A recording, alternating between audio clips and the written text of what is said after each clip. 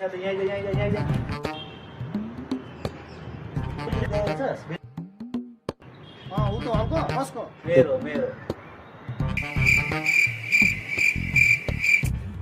ए दाजु त्यसो भए मलाई अलिकति पैसा फर्काएको परेको थियो मिलाइदिनु न हौ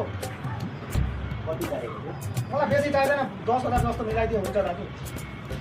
त्यही हो मिलाइदिनु न दाजु एकदम साह्रै दुःख गरेर म तपाईँलाई भन्न आएको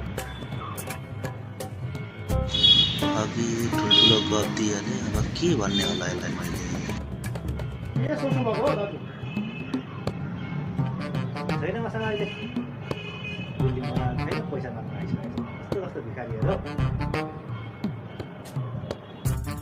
यसले मलाई भिखारी भनौँ र म यसलाई देखाउँछु भिखारीको पावर के हुन्छ भनेर लो दाइ रिसाएर कहाँ जानुभएको यता आउनु न पैसाको कुरो मारेपछि त जो पनि मान्छे रिसाइहाल्छ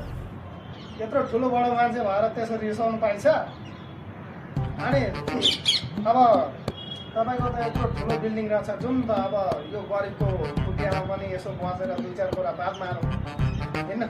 भाइ त हजार लगाएर पैसा माग्नु त होइन नि आफै म कहाँ त्यस्तो हो र दाजु हेर्नु न यसो बातचित गरौँ न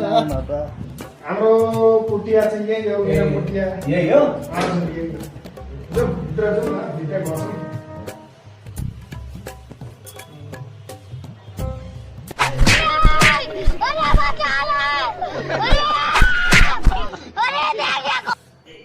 मंगल भवन